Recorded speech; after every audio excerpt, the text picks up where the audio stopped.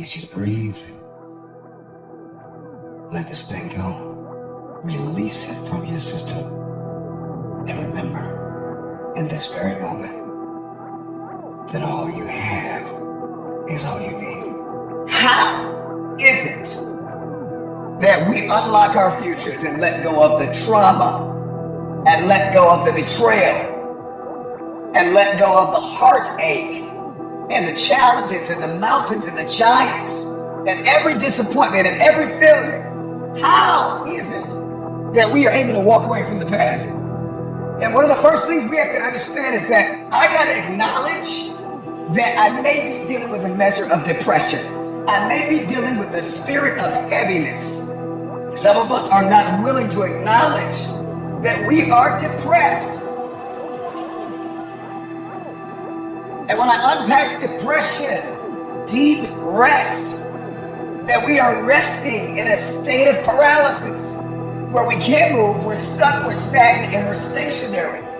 Today, I let the past go. Today, I'm moving on. Number one, I'm acknowledging that I've got some challenges in my present and they derive from my past. This is more than an invitation to the future.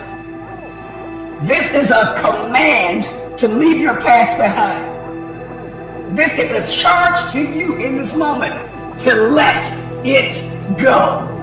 You better let it go. What did not work out? Who was not present?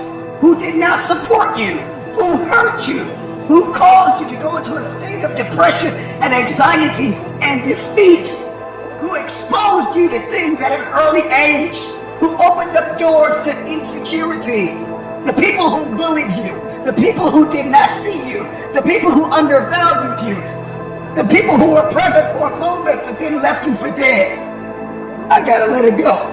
If I want to be free in my present and in my future, I gotta let it go. And so I am aware of what happened to me. I am aware of the trauma. I am aware of the betrayal. I am aware that I am downtrodden and I am battered and broken and weary and tired and I'm stuck in a place of autopilot where I don't even know what tomorrow looks like. I'm not even free enough to dream about the future. I'm so broken from my past. If you want breakthrough, then this must be your moment of release. When you say, Marcus, how do I release? I need to acknowledge what happened to me. I need to acknowledge what they did, what they said, what they did not do, how they lied, how they functioned, how they fractured, how they stepped and stomped on the hope that was in me, how they let me down, how now I've got diminished expectations, but now I'm releasing. I want this thing off my back and out of my system, purged from my heart. I don't want to think about it anymore. I don't want to meditate on it anymore. I want the light and the brilliance and the fire of my future. I want the hope of a new beginning. I'm letting this thing go. If you want to be released, then release it now. And the only way you're going to release is if you forgive them for the things that were done to you, not done for you, said about you. Forgive yourself from all the mistakes you have made. And when I come on, this is your time to release. This is your time to release, to let it go. What happened to you? What was said about you? What they did, what you did, has taken up too much real estate in your mind, rent free. And so what happens is when we meditate on the past, when we meditate on what is behind us, it takes up real estate in our present. And if we remain off kilter and fractured and beaten and broken in the present, then we have no future. And so one of the next things you're going to have to do is that once you're aware of this state, that you are stuck and stationary and that you live a stagnant type of lifestyle, I'm understanding the trauma effects on my brain and how it changed my behavior. It changed my perspective. I understand what happened to me, and I cannot change it, but I can change how I feel about it. Your greatest move, your best response is to let it go. It is to set your ego and your pride aside for the sake of your future. Just forgive them. Let it go. Release from your spirit. It's time to let it go and move on. The present is a gift, and the future is waiting. The question is, will you let go of your past? Be grateful for the clothes on your back and the roof on your head. Even if you're in a homeless shelter, even if you're in a prison, even if you're in the hospital right now, even if you're in transition, sleeping on somebody's couch, be grateful. Be grateful that you are living. Be grateful that you are breathing. Seize the opportunity. The time is now. There are far, far better things ahead than anything we have left behind. In order for us to have a new beginning, there must be an ending. And we've got to be okay with entrances and exits, beginnings and endings. Many of you, most of you, desire, long for the beginning. To begin again. Before you were hurt, to feel again. To cry tears of joy. The you before you were exposed at an early age. The you before you had to grow up too soon. The you before the loss. The you before the death of a loved one. The you before you were fired. The you before you were hurt. The you before they left you.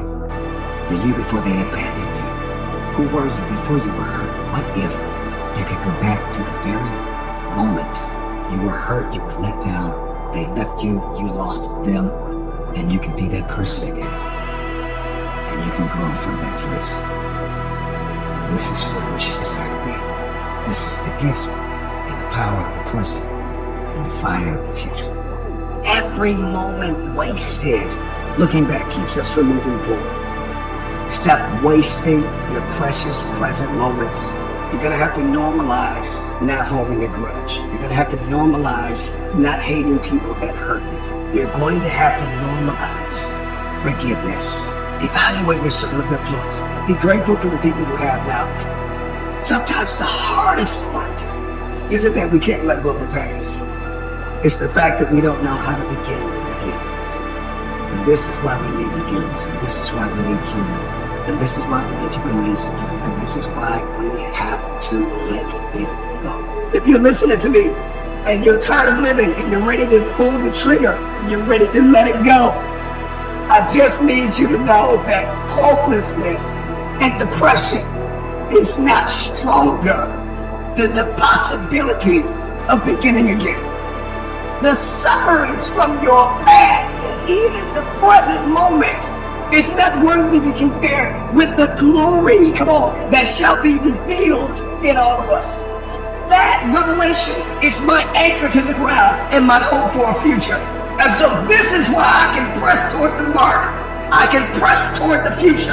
I can press for it. I can fight for it. I can build again. I can create again. I can believe again. I can forgive one more time. I can let it go. I can evolve. I can grow. This is my opportunity for metamorphosis and evolution. This is my opportunity for growth, for expansion. The more I release, the more I can become. And the more I become, the more I can attract. What is it that has not been attracted to you? When I understand who I am and where I am, I position myself for attraction. This ain't about the law of attraction. This is about dealing with me first and the dream that God has given me, and the purpose, and everything else will be added. You are alive for a reason. I can choose to forgive. I can't choose to let go. I can't choose to believe. I can choose to dream. I choose to be free. Be not overcome by evil, but overcome evil with good. So forgive, release, and in some cases restore with a new title and a new assignment to punch through a bigger target.